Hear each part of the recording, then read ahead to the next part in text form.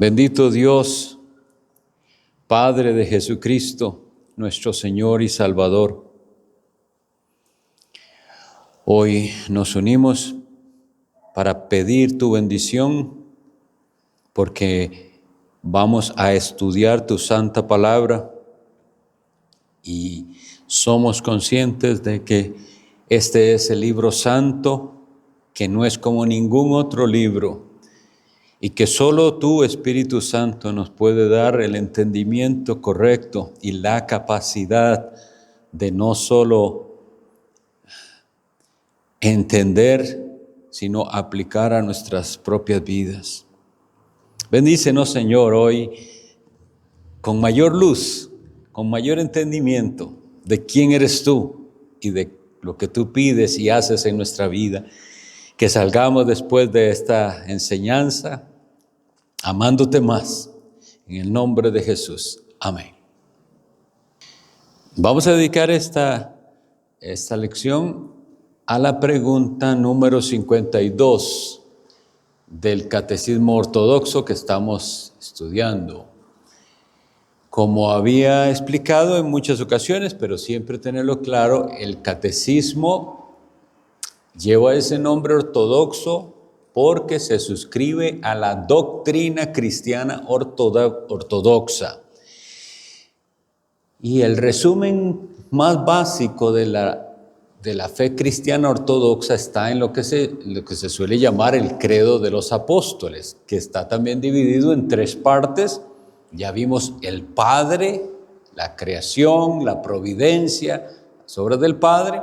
Ya vimos al Hijo Redentor, ya vimos su humillación, ya vimos su humanidad, ya vimos su muerte, resurrección, exaltación. Y ahora vamos a la tercera parte, que es el Espíritu Santo.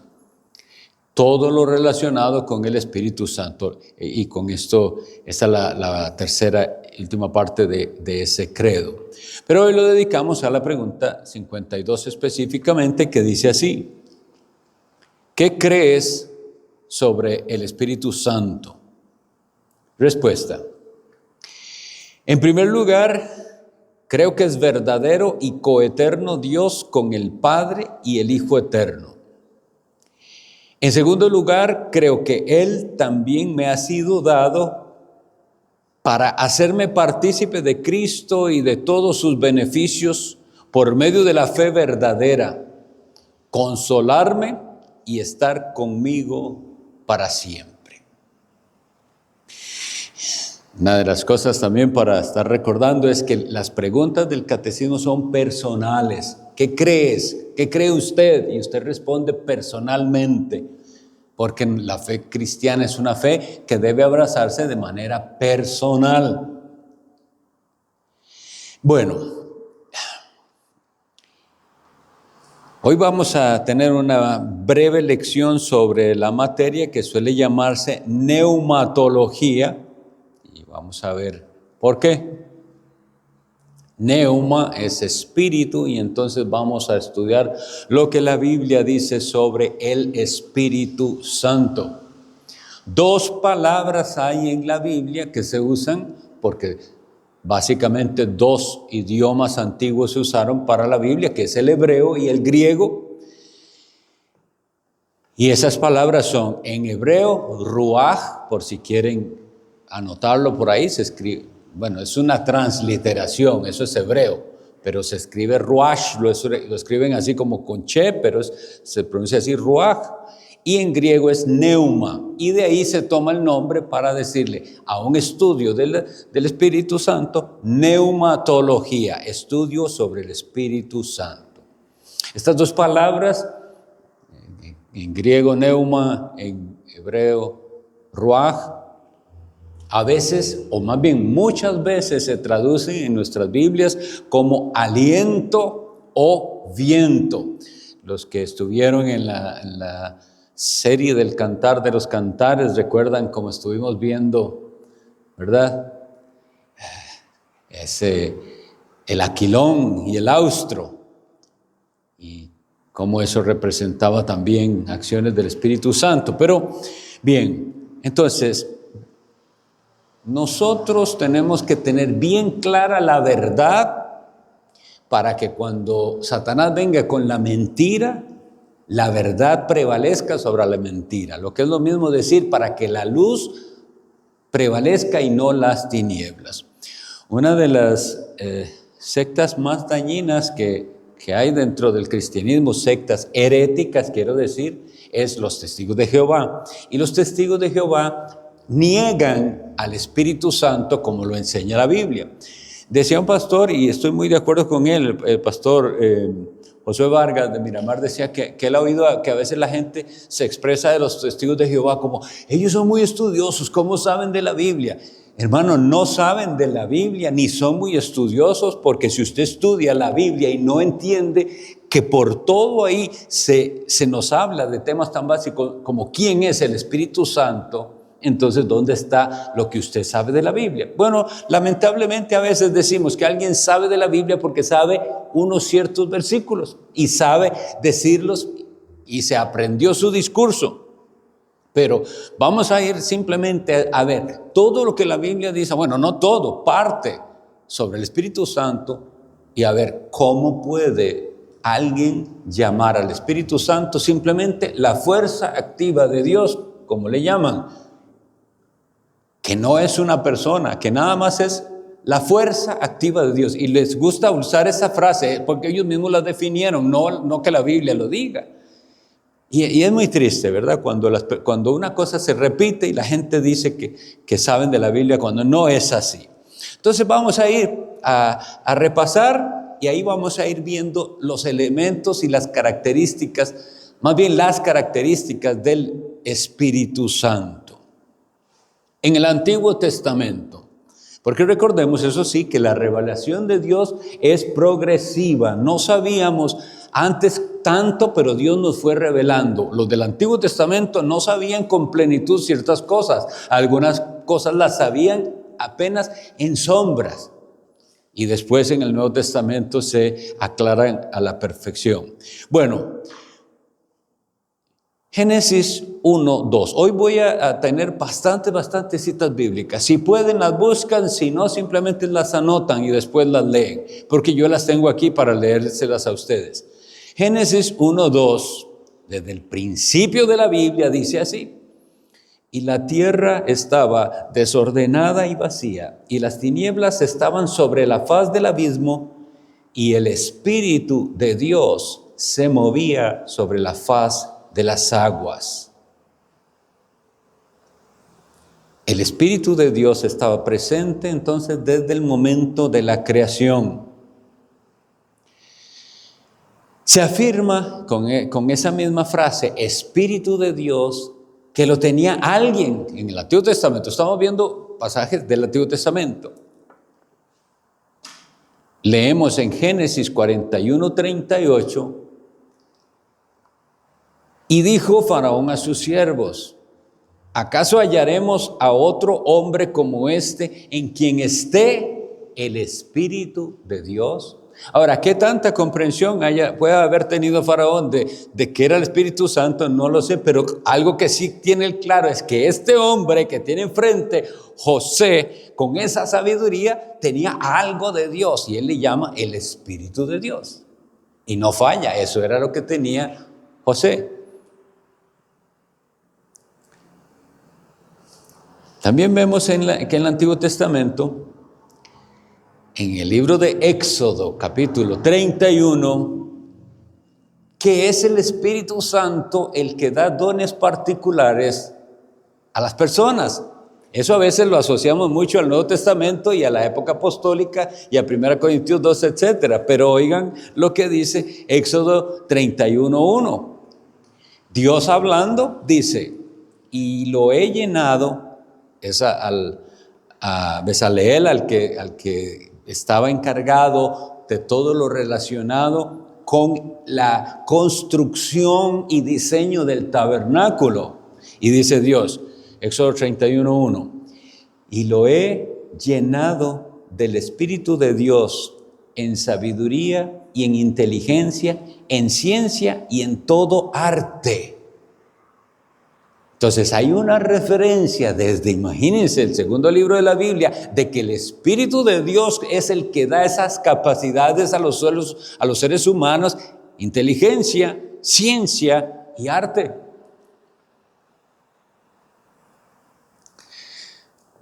Tenemos otra mención del Espíritu de Dios muy importante para nosotros, que nos va dando, porque de todo esto después vamos a hacer una conclusión obviamente, pero es para que vayamos como por pasos estudiando el tema en la Biblia.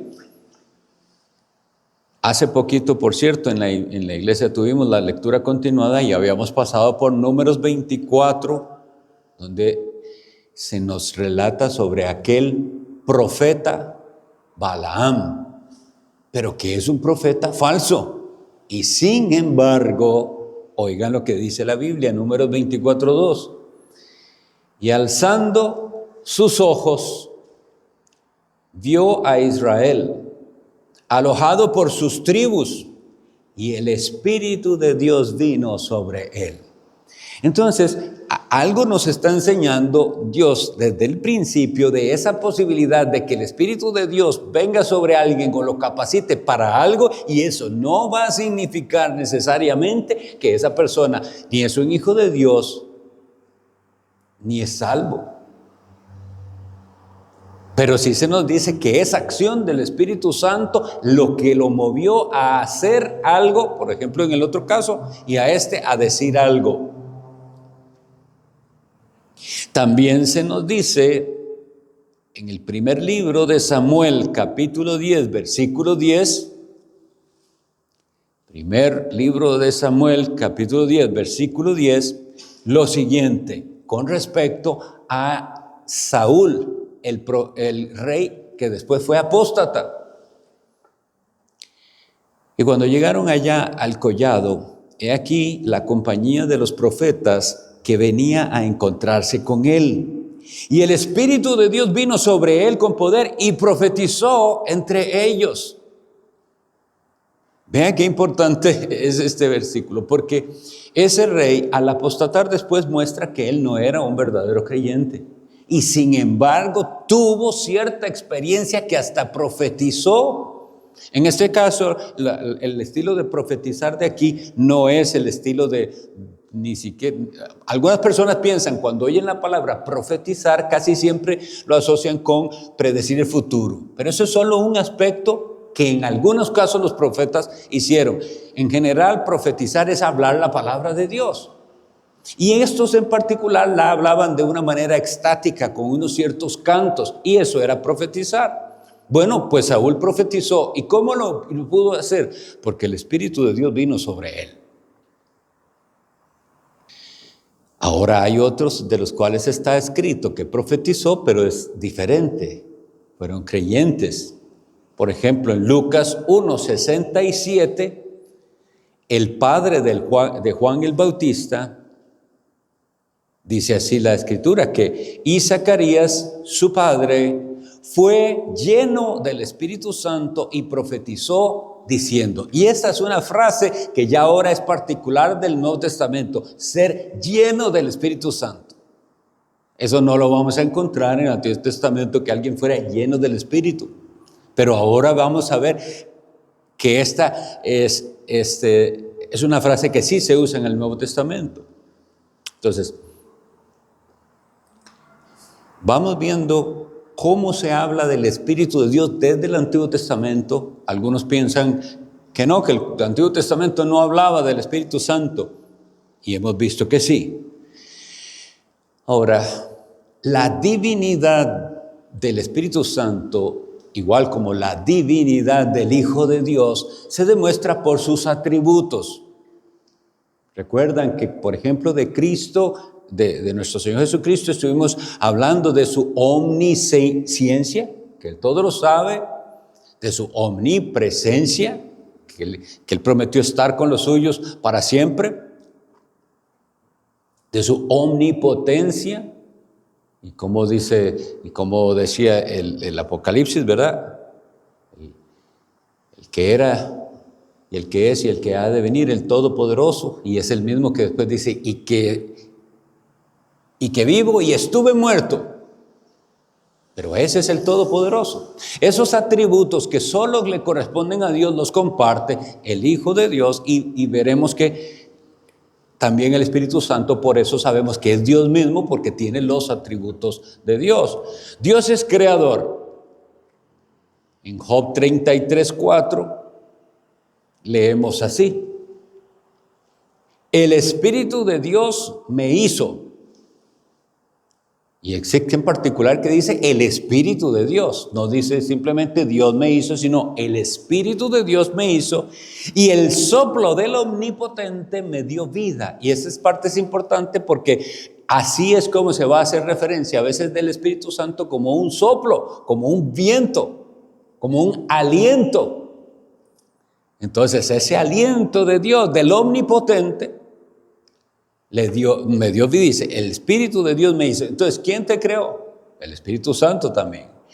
El Salmo 104:30, y todos estos versículos, de verdad, si los logran tener ahí y aprenderlos, les van a ayudar mucho si algún día tienen la oportunidad de hablar con una de estas personas que tristemente cayeron en ese terrible error y hablarle del Espíritu Santo según lo que la Biblia enseña. El Espíritu Santo, entonces, estamos viendo como creador. En el Salmo 104:30 dice así, está hablando de la creación de los animales, dice, envías tu espíritu, son creados y renuevas la faz de la tierra. Entonces, así como nosotros vemos en particular que el Hijo de Dios, Jesucristo, el Verbo, es el agente de la creación, aquí estamos también viendo al Espíritu Santo como agente de la creación. Dice, envías tu espíritu, son creados. ¿Qué más tenemos avanzando en la Sagrada Escritura? El nacimiento virginal de Cristo. ¿Cómo fue posible? Dice Lucas 1:35. Respondiendo el ángel le dijo, y esto es el ángel Gabriel hablando a María, siendo ella virgen. Respondiendo el ángel le dijo, el Espíritu Santo vendrá sobre ti y el poder del Altísimo te cubrirá con su sombra, por lo cual también el santo ser que nacerá será llamado Hijo de Dios. Ahora, de todas estas cosas que hemos hablado hasta el momento, como las que vamos a hablar, si nosotros usáramos en lugar de Espíritu Santo, eso que la secta herética dice, la fuerza activa de Dios, si ustedes lo sustituyeran, ven que no tiene sentido. Pero en cambio, veremos su personalidad demostrada en la Biblia. Entonces, el Espíritu Santo está en la concepción de Cristo Jesús en el vientre de María. Una de las partes más claras en las que vemos a Dios manifestándose es en el bautismo del Mesías, del Señor Jesucristo. Leemos en Mateo 3:6. Y Jesús, después que fue bautizado, subió del agua. Dato importante. Y he aquí, los cielos le fueron abiertos y vio al Espíritu de Dios que descendía como paloma y venía sobre él. Ve al Espíritu, no que fuera una paloma, sino como una paloma viniendo sobre él. Y seguidamente es la voz del Padre diciendo, este es mi Hijo amado, en quien tengo complacencia. ¿Qué nosotros vemos ahí? Si nosotros leyéramos la Biblia sin prejuicios y sin haber escuchado otras cosas, vemos los cielos abiertos y a Dios dando testimonio de su Hijo y al Espíritu Santo viniendo sobre el Hijo de Dios. Ahora, el Espíritu Santo también se nos enseña en la Biblia, porque acabamos de decir que creemos en el Espíritu Santo. Tristemente, la gente, es muy frecuente, el ser humano pasa de un extremo a otro y reacciona incorrectamente a los errores a veces. Nosotros, creo que me entienden, hemos vivido o sido testigos de los abusos del movimiento carismático y de muchas iglesias pentecostales que le llaman manifestaciones del Espíritu Santo a cosas que son realmente ridículas, vergonzosas y que van contrarias a la palabra de Dios. Y por alejarse uno de ese error puede caer en el otro error en el que parece que no cree en el Espíritu Santo. Y le va a pasar como cuando el apóstol Pablo llega a Éfeso y le dice: ¿recibisteis el Espíritu Santo cuando creísteis?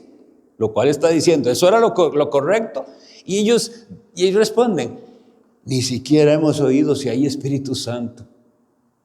Bueno, a veces yo veo gente dentro del campo, digamos, sea que son cesacionistas, sean bautistas o reformados, lo que sea, que entonces, está bien, rechazan todo ese error acerca del carismatismo y pentecostalismo, extremos raros, no bíblicos, experiencias extrañas, contrarias al carácter del Espíritu Santo más bien, y entonces llegan al otro en que el Espíritu Santo ni se manifiesta en él, o sea, ni se considera, es como si no creyeran en el Espíritu Santo. No puede pasarnos esto a nosotros. Y entonces, como les iba diciendo, la Biblia nos dice que fue el Espíritu Santo el que capacitó a Cristo para la labor. Recuerden que Cristo, la palabra Cristo es la palabra Mesías, que significa ungido. Y esa unción significaba algo, significaba una consagración capacitándolo para la labor. ¿Y cómo se dio eso? Sino con el Espíritu Santo que lo capacitó para la labor. Bueno, en las mismas palabras de Cristo, cuando Él está explicando lo que realmente ocurre, porque los incrédulos hasta dudaban de su poder y lo atribuían al diablo, etc. Dice Mateo 12:28. Pero si yo, por el Espíritu de Dios, echo fuera a los demonios, ciertamente ha llegado a vosotros el reino de Dios. Vean qué linda manera de identificar cómo es que llega el reino de Dios cuando el Espíritu de Dios viene. Dice Jesús, si yo, y esa es la realidad, le está diciéndole, si esto que yo estoy haciendo de echar fuera a Satanás, lo hago por el Espíritu de Dios, entonces ciertamente ha llegado a vosotros el reino de Dios. Entonces, este versículo nos muestra entonces que esa capacidad del Mesías sobre Satanás venía por el Espíritu de Dios. Nos enseña además la Sagrada Escritura que el Espíritu Santo mora en los creyentes y es lo que los identifica como hijos de Dios. Y aquí es donde tenemos que ser bien claros cuando la gente nos diga, bueno, no sé si les han dicho a ustedes, a mí me ha sucedido en algunas ocasiones en el pasado, ustedes no creen en el Espíritu Santo. Y eso, hermanos, tiene que afectarnos. Usted no puede quedarse sin respuesta. Eso necesita una respuesta. Si alguien no creyera en el Espíritu Santo, no cree en Dios, porque el Espíritu Santo es Dios, como el Padre es Dios y como Jesucristo es Dios. Nadie puede ser cristiano sin el Espíritu Santo. Romanos capítulo 8, versículo 9. Romanos 8:9 dice, mas vosotros no vivís según la carne, sino según el Espíritu. Ahora da la condición.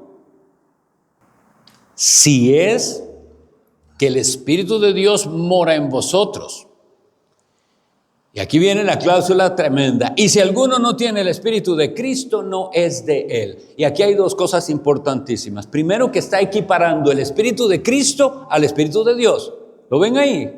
Por la gramática dice, si es que el Espíritu de Dios mora en vosotros. Y en la siguiente dice, y si alguno no tiene el Espíritu de Cristo, es decir, el Espíritu de Dios que debería morar, no es de Él. Porque el Espíritu Santo es el sello de pertenencia.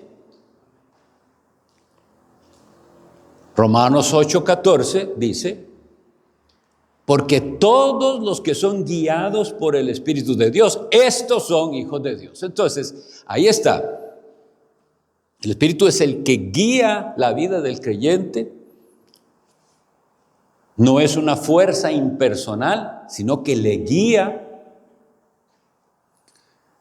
Tiene al Espíritu morando, viviendo. ¿Ven cómo no tiene sentido una fuerza activa? Es alguien que mora, alguien que vive. Y que se demuestra que sí lo tienen porque son guiados por el Espíritu Santo. Es decir, ya no son dominados por la carne, por el pecado, porque vino el reino de Dios. Es lo mismo, vean la sencillez. Si yo por el Espíritu de Dios echo fuera a los demonios, entonces el reino de Dios se ha acercado, dice Jesús. Bueno, eso es lo que dice aquí. Cuando el Espíritu Santo viene al creyente, es echado fuera Satanás. Ya no domina en su corazón más. Ahora domina el Espíritu de Cristo. Es igual. No es que usted tenía que estar ahí endemoniado o hacer algo. Es que vino Cristo y echó fuera a Satanás. Ya usted no le pertenece a Satanás. Él no va a dominar sobre usted más. Ni el pecado. Y tenemos que tener bien claro entonces esto al estudiar la doctrina del Espíritu Santo. ¿Cómo es que un ser humano recibe a Cristo? Porque hemos leído y conocemos todos Juan 1, 11 y 12. A lo suyo vino y los suyos no lo recibieron, mas a todos los que le recibieron, a los que creen en su nombre, les dio potestad de ser hechos hijos de Dios. Entonces, ¿y cómo es que alguien llega a recibir el Espíritu de Dios? Y a recibir a Cristo como debe ser recibido. Primera a los Corintios 12:3. Primera a Corintios 12:3 dice, por tanto os hago saber que nadie que hable por el Espíritu de Dios llama anatema a Jesús. Y esta es la frase que nos necesitamos entender qué significa. Dice, y nadie puede llamar a Jesús Señor sino por el Espíritu Santo. Oiga, cuando nosotros decimos esto y lo leemos, estamos entendiendo a qué se refiere, que dice, nadie puede llamar a Jesús Señor sino por el Espíritu Santo. Ahora, les pregunto, ¿ese puede qué significa? Hacemos el ejercicio, voy a la calle y de alguien que pase, le puedo decir, a ver si puede decir que Jesús es Señor. Usted puede llamar a Jesús Señor. Usted puede decir que Jesucristo es el Señor. Sí puedo, dígalo. Es decir, no se trata, obviamente estoy haciendo un ejemplo un poco ridículo, pero es decir, no se trata de la capacidad de decir esas palabras. Jesucristo es el Señor. No, para decir eso, para hablar esas palabras, no se necesita el Espíritu Santo. Obviamente aquí llamar a Jesús Señor significa algo más, significa verdaderamente y espiritualmente reconocer que Jesucristo es el Señor. Pero que reconocer que Jesucristo es el Señor es reconocer su divinidad, porque Señor significa dueño y amo. Es decir, que usted está diciendo que ese Jesucristo es dueño y amo de todo, o sea, usted está confesando que Él es Dios. Lo que está diciendo este texto cuando dice, y nadie puede llamar a Jesús Señor sino por el Espíritu Santo, es lo siguiente, que es el Espíritu Santo el que capacita a un pecador para reconocer a Jesucristo como su Señor y Salvador. Sin la acción del Espíritu Santo tal cosa no puede hacerla y por lo tanto no sería hijo de Dios, porque ese es el orden, ¿verdad? Para ser hijo de Dios hay que recibir a Jesús. Pero no se puede recibir a Jesús si el Espíritu Santo no le capacita a usted para reconocerlo a Él. La misma repetición de la salvación trinitaria. El Espíritu Santo actúa en el pecador reconoce a Jesús y reconociendo a Jesús es entonces confirmado y adoptado como hijo de Dios. Ahí es donde tenemos que decir, ¿cómo alguien va a ser cristiano si no tiene al Espíritu Santo? No puede, porque sin el Espíritu Santo no hubiera nunca tenido la capacidad de reconocer al Hijo de Dios, Jesucristo.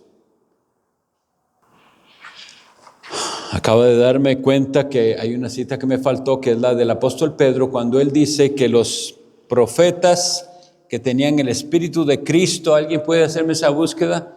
El Espíritu de Cristo que estaba en los profetas. Ya lo encontré. 1 Pedro 1, 10.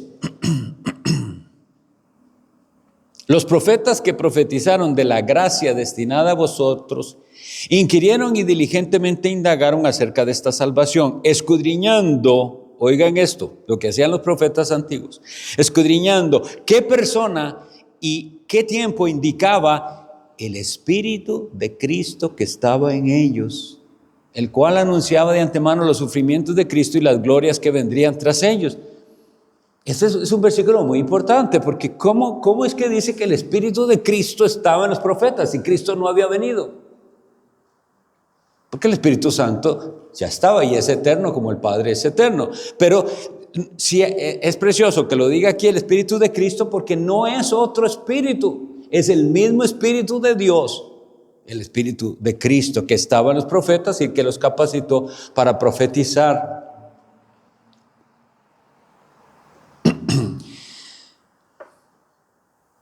Hay una promesa que leemos en el profeta Joel, capítulo 2, en la cual Dios dice que vendría un tiempo en el que dice, derramaré de mi espíritu sobre toda carne. Y eso es bien importante que lo entendamos, porque es precisamente en el desarrollo del plan de Dios y en la mayor revelación entendemos que llegaría ese momento en el que no solo profetas o sacerdotes o reyes o algunos especiales tenían esa bendición de que el Espíritu viniera sobre ellos, sino que llegaría el momento en que dice, sobre todos, hombres, mujeres, siervos, siervas, sobre todos podrá venir el Espíritu Santo. Una promesa bastante difícil de entender para ellos en aquel tiempo. Pero en Hechos 2 nosotros vemos que se cumple. Vamos ahorita a llegar ahí, pero antes de ascender nuestro Señor Jesucristo al cielo,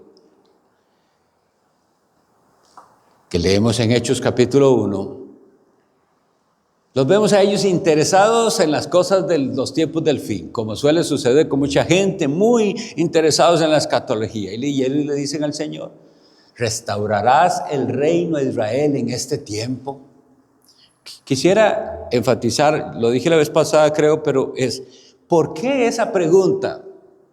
Porque en la mente de aquellos judíos que habían creído en Jesucristo, si ya el Mesías vino, ya todo pasó, ¿qué más falta? Ya tenemos al rey aquí. Ellos no se imaginaban lo que este reino realmente significaba. Entonces dice, ya Señor, ya vino, ya sabemos que eres el Mesías, el Hijo de Dios, ya vas a reinar. Y ellos se imaginaban, como todavía parcialmente por lo menos, como los demás judíos, un físico como el de los demás, y vamos a vencer a los romanos, y ahora va a reinar Israel, y etcétera. Y el Señor no les da los detalles, simplemente los para y les dice, a vosotros no os toca saber los tiempos o las sazones que el Padre puso en su sola potestad. Y entonces después le dice, pero recibiréis poder cuando haya venido sobre vosotros el Espíritu Santo. Y me seréis testigos en Jerusalén, en toda Judea, en Samaria y hasta lo último de la tierra. Y ellos tenían esta promesa, pero no se daban cuenta. Lo que Cristo está diciendo es que ahora está apenas empezando a expandirse el reino de Dios por todo el mundo. Empezando desde Jerusalén, toda Judea, Samaria y hasta en Costa Rica. Gloria a Dios. Ya llegó a nosotros el Evangelio. Cuando nosotros leemos en Hechos capítulo 2, la venida del Espíritu Santo, y dice, y todos fueron, Hechos 2:4, y todos fueron llenos del Espíritu Santo y comenzaron a hablar en lenguas según el Espíritu les daba que hablasen. Después el apóstol Pedro explica por qué esto sucedió. Esto es lo dicho por el profeta Joel. Se cumplió lo que Dios había dicho. Él dijo que iba a derramar su Espíritu y miren aquí, 120 personas llenas del Espíritu Santo, algo no conocido antes. Porque como habíamos venido leyendo, personas individuales lo recibieron. Zacarías fue lleno del Espíritu Santo y profetizó, pero eran ocasiones. Ahora viene el Espíritu Santo de Dios a los creyentes. Habíamos ya visto entonces el Espíritu Santo como creador en una de las citas, y ahora quisiera llevarlos a la omnisciencia del Espíritu Santo según se lee en 1 Corintios capítulo 2, versículo 11. 1 Corintios 2:11 dice lo siguiente: porque ¿quién de los hombres sabe las cosas del hombre, sino el espíritu del hombre que está en él? Así tampoco nadie conoció las cosas de Dios, sino el Espíritu de Dios. Este es bien bueno, mis hermanos, y tal vez no hemos meditado mucho en este antes, pero miren, lo que está diciendo él aquí es esto.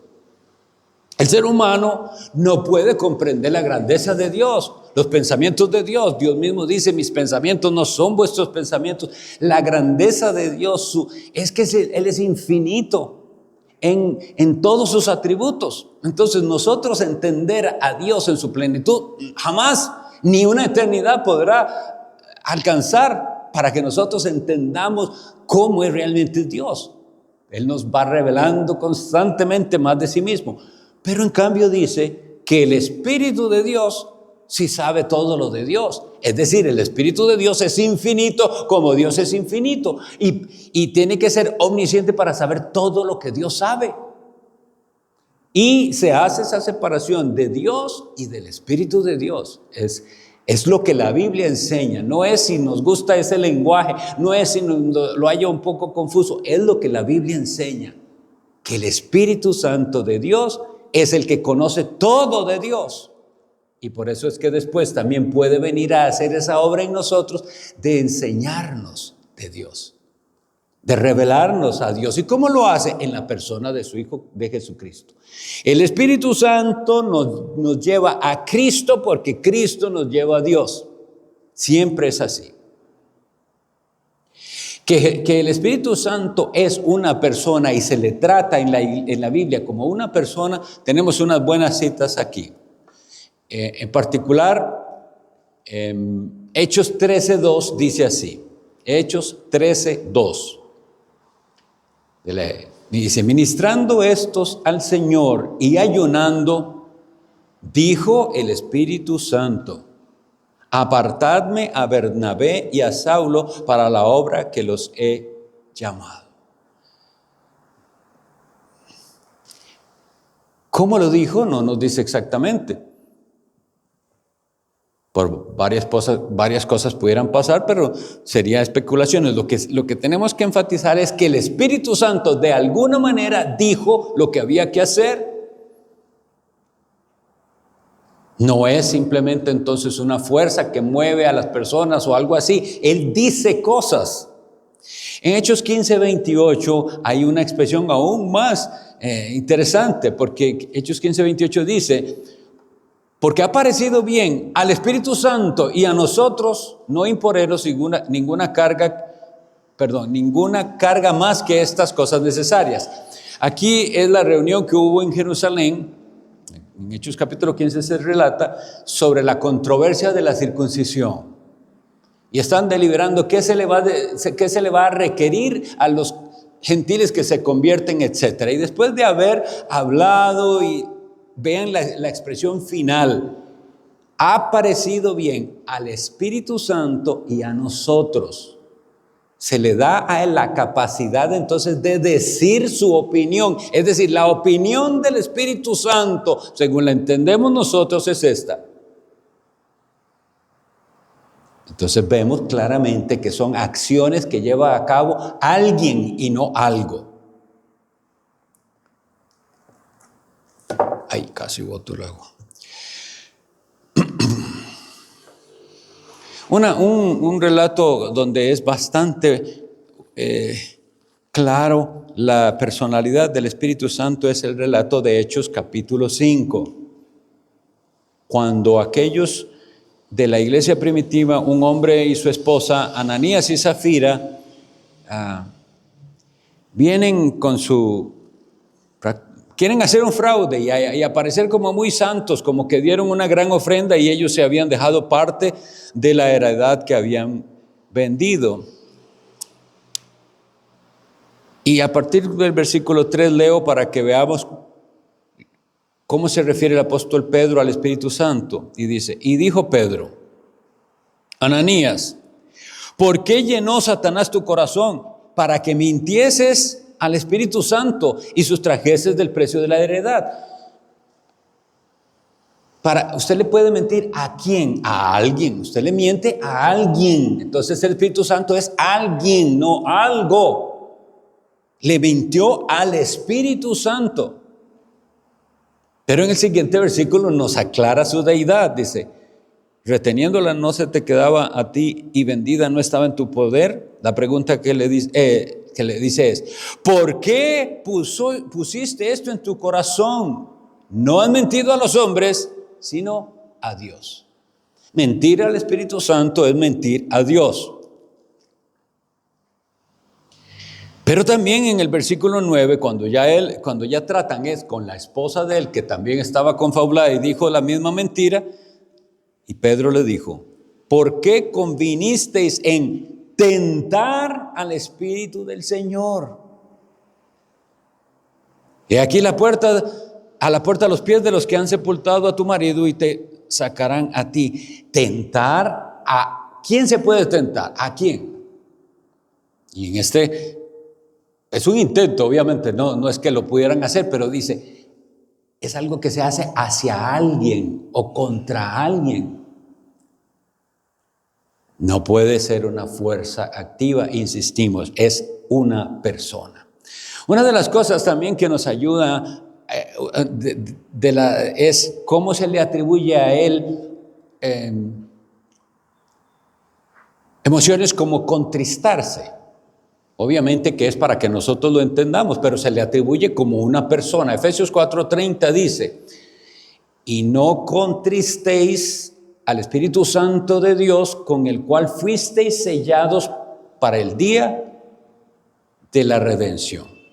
Primero que todo nos dice lo que les decía antes, el Espíritu Santo es un sello. Una vez que la persona es hijo de Dios, está sellado para el día de la redención final, la redención de nuestro cuerpo, ya nuestro espíritu ha sido redimido, libertado. Pero dice, no contristéis, significa no entristezcáis. Se le está dando al Espíritu Santo la capacidad o el atributo de entristecerse. Y llama mucho la atención que hay otra parte, y ahora sí, en el Antiguo Testamento, en Isaías 63:10, donde se dice algo bastante parecido del Espíritu Santo. Isaías 63:10, cuando está el profeta confrontándolos a ellos, dice, mas ellos fueron rebeldes e hicieron enojar su Santo Espíritu, por lo cual se les volvió enemigo y él mismo peleó contra ellos. Contristar, enojar. 63:10 no es así. El Espíritu Santo en el Antiguo Testamento no se encontraba, porque muchas veces escuché a alguien decir de que el Espíritu en ese momento iba y venía, se iba y venía. Bueno, sí, yo he escuchado eso, pero realmente no entiendo el punto de los que piensan que iba y venía o en qué sentido. Yo lo que he escuchado es personas que piensan que antes sí se podía perder la salvación y ahora no. Una cosa es como una justificación extraña, pero no veo eso. O sea, lo que sí hemos visto es que venía sobre personas sin necesidad de que fueran salvas. Y lo que vemos en el Nuevo Testamento es una llenura que identifica diferente, no es simplemente ese conocimiento superficial. Pero esta parte, lo que estamos viendo es de lo que es capaz el Espíritu Santo, que se le atribuye cosas como contristarle o enojarle. en mi insistencia de que no puede ser ese concepto equivocado de una fuerza, porque es alguien. Si se le puede hacer, si se le puede contristar y si se le puede hacer enojar, como dice Isaías 63:10, es porque es alguien. También tenemos a Cristo. ¿Cómo se refiere Jesucristo al Espíritu Santo? ¿Cómo se refiere Jesús cuando habla del Espíritu Santo? Juan 14:26. Juan 14:26 dice: mas el Consolador, el Espíritu Santo, a quien el Padre enviará en mi nombre, Él os enseñará todas las cosas y os recordará todo lo que os he dicho. Pero oigan que dice Él. Se está refiriendo al Espíritu Santo como Él, es alguien. Él os enseñará. Es alguien con la capacidad de enseñarnos. Juan 16:8. Cuando Él venga, convencerá al mundo de pecado, de justicia y de juicio. Cuando Él, una vez más, esa es la insistencia, se refiere Cristo al Espíritu Santo como Él.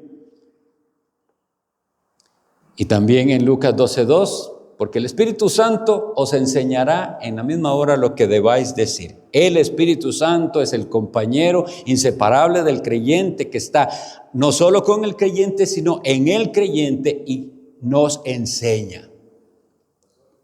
Estos versículos, lo que yo he entendido es que la traducción, que a veces utilizar un pronombre personal como el artículo. Entonces, es tan importante. A que diga Él, sí, claro.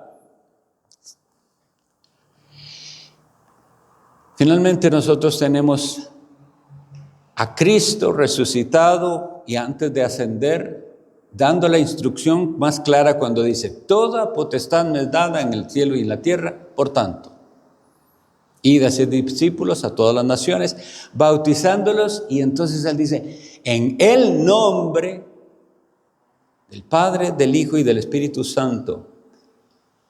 No dice en los nombres, dice que el Padre y el Hijo y el Espíritu Santo tienen un nombre. Es un solo Dios. Y último argumento para vencer una doctrina tan terrible como la que va en contra del Espíritu Santo, de su personalidad, de que Él es eterno como Dios es eterno, omnipotente como Dios es omnipotente, omnipresente como Dios es omnipresente, es la blasfemia contra el Espíritu Santo. Marcos 3:28 dice: pero cualquiera que blasfeme contra el Espíritu Santo no tiene jamás perdón, sino que es reo de juicio eterno. La enseñanza de Cristo aquí es que hay muchos pecados terribles, y de todos esos pecados, si la persona se arrepiente, puede ser perdonada. Pero que hay un pecado del cual dice: cualquiera que blasfeme contra el Espíritu Santo no tiene perdón, sino que es reo de juicio eterno. Pregunta: ¿por qué sería tan terriblemente grave blasfemar contra una fuerza, contra algo que no es Dios? Y esto también es asombroso, porque dice que incluso si alguien ofende al Hijo de Dios, puede ser perdonado, pero que diga una palabra contra el Espíritu Santo. Entonces eso nos hace ver, si el Espíritu Santo, si lo vemos en el Nuevo Testamento, parece que está siempre detrás. El centro de todo es el Hijo de Dios, Jesucristo, y el Espíritu Santo está como atrás. De hecho, en las salutaciones apostólicas, en todo, de Dios el Padre y del Señor Jesucristo.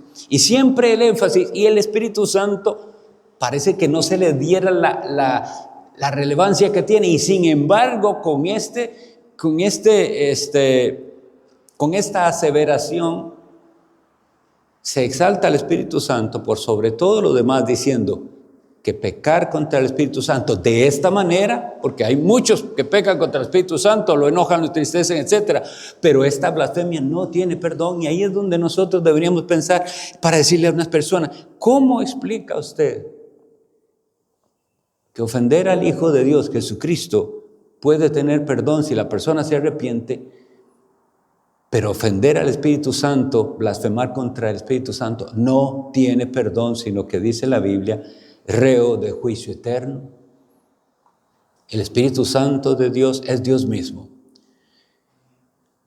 Procede del Padre y del Hijo, dice el otro credo. Y con el Padre y el Hijo recibe una misma adoración y gloria. Y nosotros, mis estimados, estamos llamados a amar al Espíritu Santo y a desear más del Espíritu Santo. Y aunque no podamos entender lo que Cristo dice en Lucas capítulo 11, que dice que Dios dará el Espíritu Santo a los que lo piden, porque nosotros sabemos que está con nosotros y está en nosotros, el hecho de que Cristo le diga a ellos que deben pedirlo debería ser suficiente incentivo para nosotros para decir: Señor, necesito más. Y creo que esa es la razón por la cual el apóstol Pablo insiste una y otra vez: sed llenos del Espíritu Santo. ¿Está usted lleno del Espíritu Santo? ¿Y cómo se va a llenar del Espíritu Santo? No estamos hablando de experiencias místicas, no estamos hablando de éxtasis, estamos hablando de sumergirse con todo su ser en la palabra de Dios para conocer a Cristo, porque es el Espíritu Santo el que le llevará a eso. Y entre más usted tenga de Cristo, más lleno del Espíritu Santo estará. Creemos en el Espíritu Santo y debemos con confianza hablar y mencionar al Espíritu Santo. Claro, sin tomar su nombre en vano, pero anhelar mayores experiencias con Dios que son posibles por el Espíritu Santo que nos fue dado. Mayor amor. No dice la Biblia, mas el fruto del Espíritu es. No dice la Biblia qué procede de él, qué debe verse en aquellos que tienen al Espíritu Santo, y empieza por amor. ¿Cuánto amor nos falta? No estamos llenos. Gozo. ¿Cuánto gozo nos falta? No estamos llenos. Paz, paciencia, benignidad, bondad, fe, mansedumbre, dominio propio. No tenemos suficiente. No estamos llenos. Tenemos que buscar la llenura del Espíritu Santo y no avergonzarnos de este deseo. Porque hay quienes creen que porque hablo así estoy propiciando esos desórdenes. Jamás, porque el Espíritu Santo nos trae más bien control y victoria sobre el pecado y más amor por Cristo. Oremos.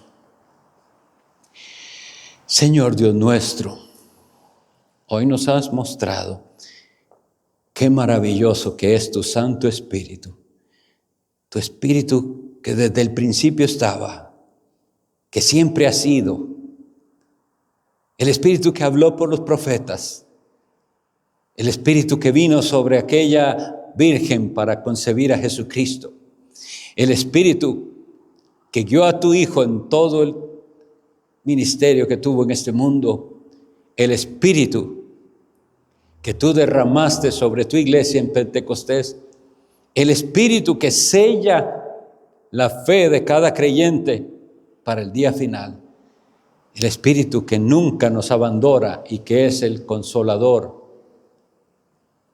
Te damos gracias por tu Santo Espíritu y pedimos más y más de Él. Lo pedimos en el nombre bendito de tu Hijo Jesucristo. Amén.